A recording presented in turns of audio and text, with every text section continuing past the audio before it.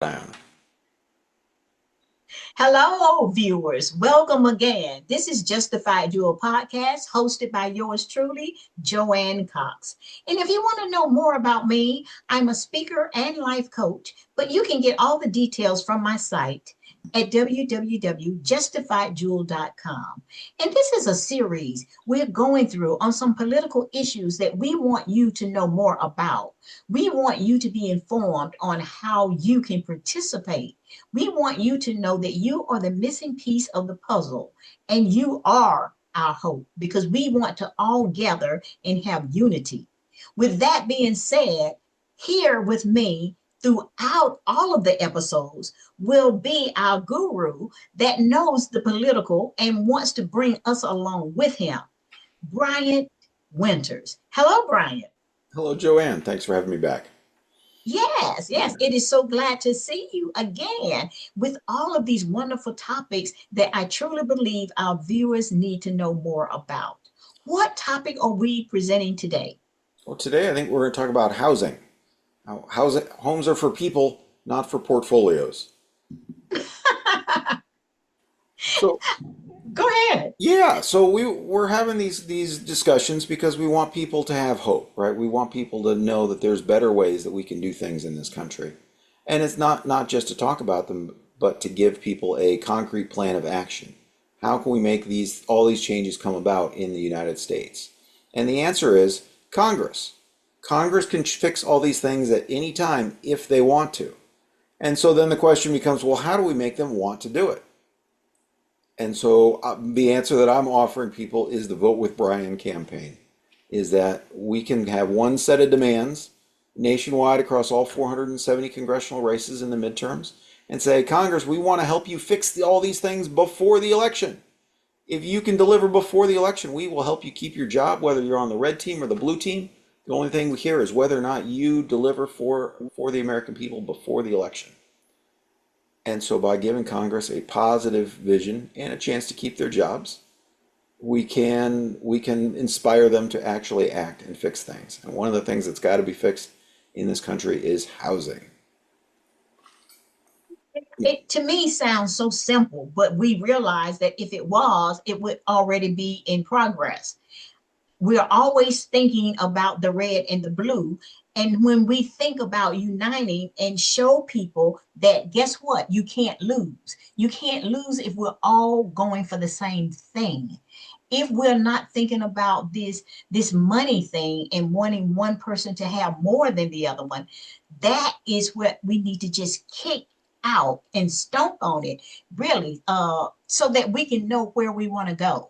There is no reason for one person to live in a hut, or a hut that is not air, no heating, and to go through this with someone else that has a mansion that's 40 rooms and has everything. Not knocking that. If you can afford it, that is fine. But we have to draw the line on the people that cannot get that. And Right. that is called affordable housing. So Yeah. tell us how we're going to get there. Yeah, and I think we've said before, we're not. It's not about being anti-prosperity. It's being anti-poverty. It's Yes. making sure that housing is important, right? I don't know if you familiar with Maslow's hierarchy of needs, the things that people need to help us be our best selves and reach our best potential. And so safety and security are some of the lowest rungs on that ladder. And housing security is incredibly important to our well-being, that general welfare that Congress is supposed to promote.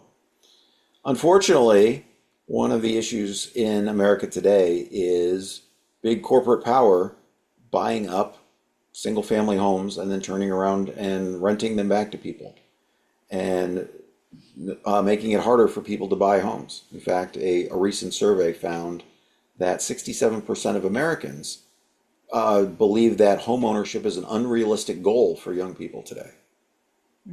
How can that be? How can we believe that the things are just so stacked against the average person that the idea that somebody should be able to own a home is an unrealistic goal?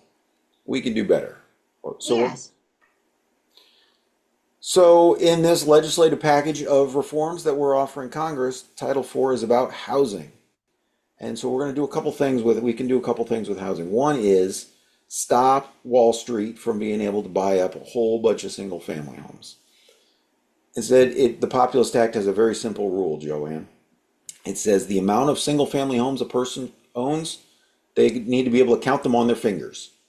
If you have more than 10 single family homes, well, then there's extra taxes to discourage you from that behavior. We make sure that we want to make it possible. We want to give people hope about being able to buy a home. And so the next part is you got to build more housing. So there are many provisions that will encourage the building of more housing, not just single family homes, but also public housing, so that so that we can take advantage of doing things at scale, right? Big apartment buildings and things are more efficient for homes, for heating, for utilities, things like that, than a single family home is in many cases. And public housing in this country there used to be more of it, and we've sort of let that stock decay over the years. So we can turn things around. I would like for you to define single family home and public housing. Okay. So a single family home can be a multifamily home. It could be a duplex, or it could be a 3 or 4 family home. So it could have different units in it, is the definition. Mm-hmm.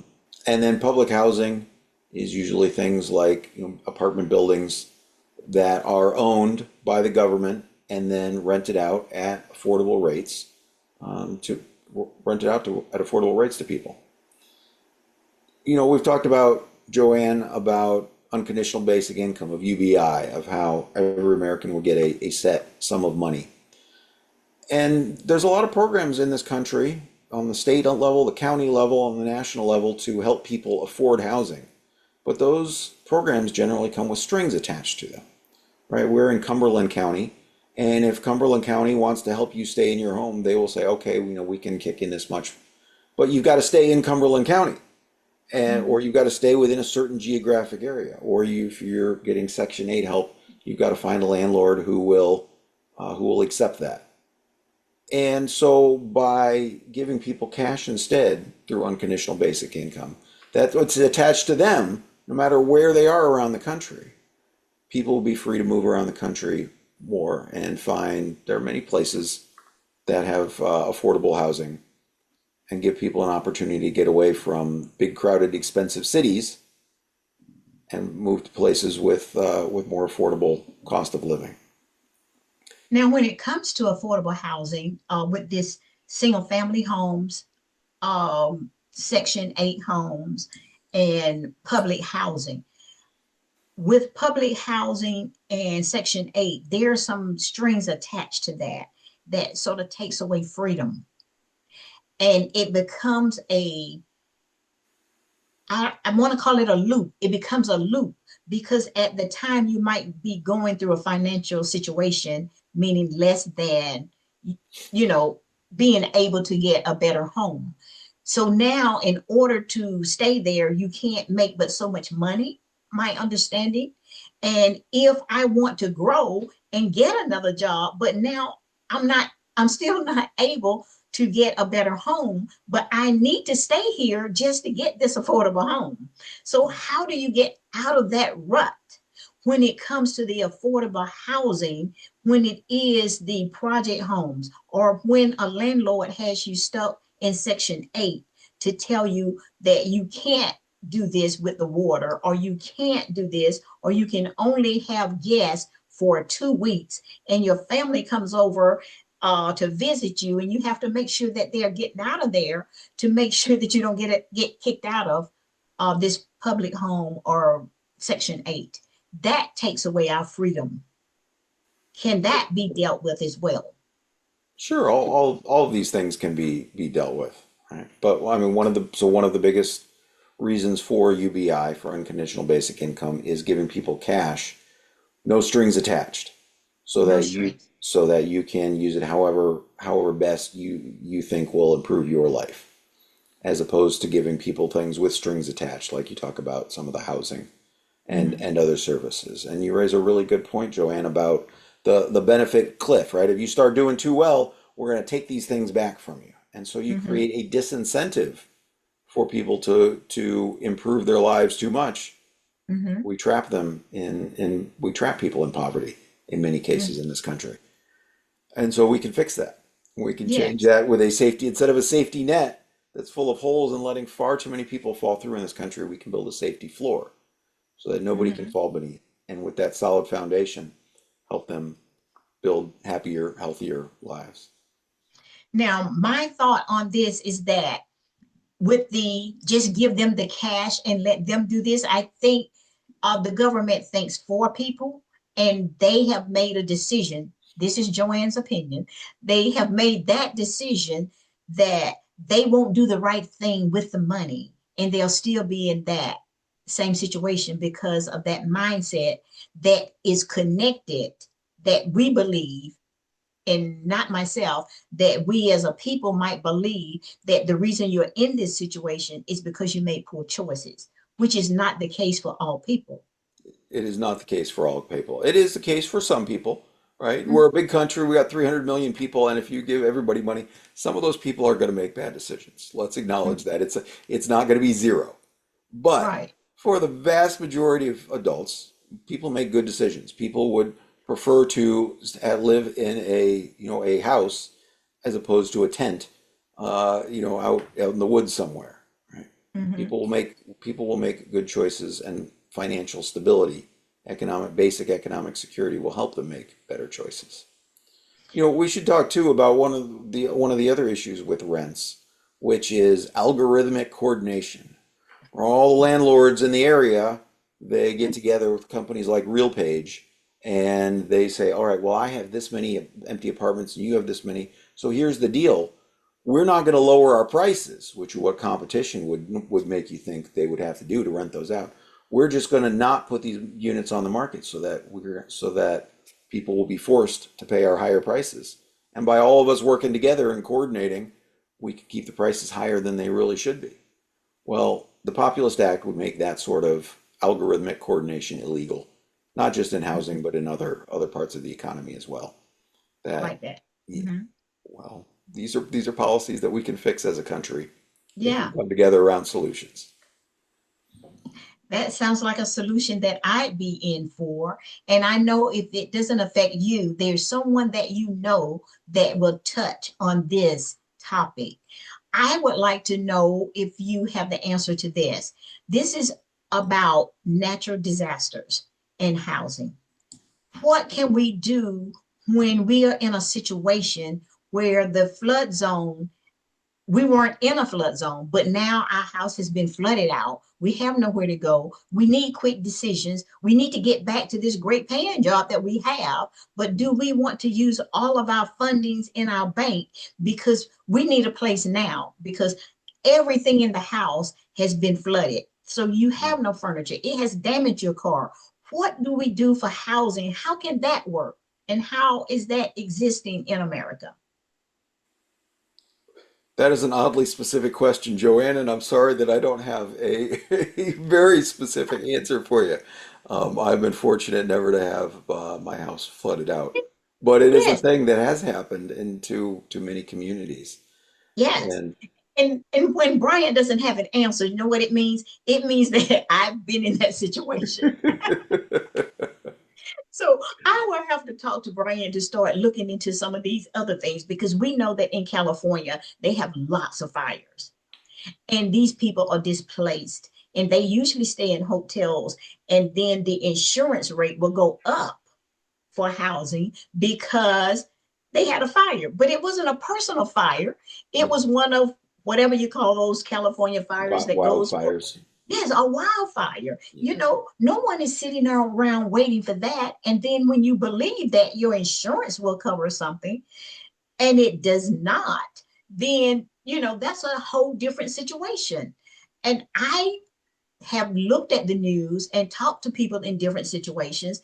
And I just want to know, how do you get around that? So, because we don't have the answers to everything, this is something that just put on the table. And I would just like to do a short little I story. I did not live in Fayetteville. I lived in Goldsboro, North Carolina, and the flood hit. I was in a tri-level. So the flood took care of 2 floors, and 2 floors of furniture was damaged. One car was damaged. We drove away. There were there were caskets floating down the down the street that the water had erupted and pulled up in graveyards. And I had a good job, and my husband had a good job, but we had to stay in a hotel. And then they told us we made too much money to get any help. My daughter was like in middle school. We needed clothes and we needed food, and and so we needed to get money out of our accounts. And they pulled up people from Atlanta to come and help in this situation. And the bottom line is, I'm 5'2", and there was 5 feet of water in the house. And I couldn't think straight. I'm not one of those really good problem solvers under those conditions. Hmm. And it was just like, guess what? But this is a time, Joanne, you still have to go to work. And it was just like, oh, you were not in a flood zone, so this can't be covered. Hmm. I know I wasn't in a flood zone, and that's why I didn't have flood insurance. So these are some of the kind of things that I would like the government to tackle because of floods, because of hurricanes, tornadoes, and wildfires. Those things do happen, Yeah. and you could make a really great salary, but it's not that you can just live in a hotel for 3 months. You can't do that. And hopefully you have family members that you can get along with and that they can put you up for 3 weeks, and then you shift, and then you go to somebody else's sofa or what have you. Hmm. But these are the issues that come up, and they're still under housing. They are, right. And so the And solution's got to come back to have more housing. have more Give housing. more options, more choices Yes. for people too, so that when there are disasters, and so then with that when the housing supply goes down a little bit because of those floods, right, that there's more housing to fill that gap. Hmm. So one of the visionary proposals in the Populist Act is a study about building a new modern metropolis in the United States, out in the middle of the country, near Hmm. in the middle of Nebraska. What if we build a modern city with millions and millions of new units of housing, Joanne? What would that look like in our country? I think it would be great. We had a modern city. Imagine Hmm. maybe right in the center of the country with high-speed rail connecting to the coasts all around, sort of a central hub. Transportation, And yes. Hmm. yeah, like so the Populist Act would have the government look into and study this. Is this something that we could accomplish as we sketch out this vision of a bright and bountiful future for the United It States? sounds feasible to me. And as we talk about these different subjects, keep pumping in that this is all going to be under Title 4, right? Yeah, And housing is Title 4. Yeah. yeah, so we need to know where we're looking and what and who is responsible so that these questions can come out, because we need to know more about what we're voting for. And go ahead and finish that with what that would look like and what it would mean to us as Americans, not just in the state of North Carolina, but all over. Well, I guess let me just say that this is not, the Populist Act is not a secret. You can read all the thousands of 2,000 pages of legislation if you want on the website, votewithbrian.com. This is not like one of these things where you got to pass the bill to find out what's in it. It's open, it's transparent, so that we, the people of the United States, can say, Congress, we want to help you fix some problems. We want to help you fix healthcare. We want to help you fix housing. We want to help you fix the food system. We want to help you fix money. We're going to come together as a people and demand that you deliver these solutions before the 2026 election in exchange for our votes. Well, we can do that. That's what my campaign is about. And that's, again, votewithbrian.com is where you can learn more about how we can collectively bargain as the people for a better social contract. And Jordan, Collectively. I think I wandered away from your question there. You're doing a great job. You're doing a great job, because what you're doing is leading them to that 2,000 pages Well, of more no, of nobody's going to more. read it. Turn it over to your favorite AI and let AI explain it to you. We can.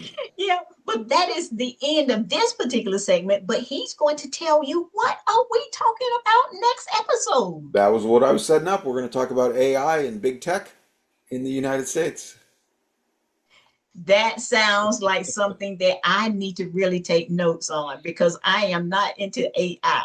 But I look forward to hearing what Brian is going to convince me of how I can make this happen. So until next time, this is Justified Dual Podcast, hosted by yours truly, Joanne, with my wonderful guest, Brian Winters.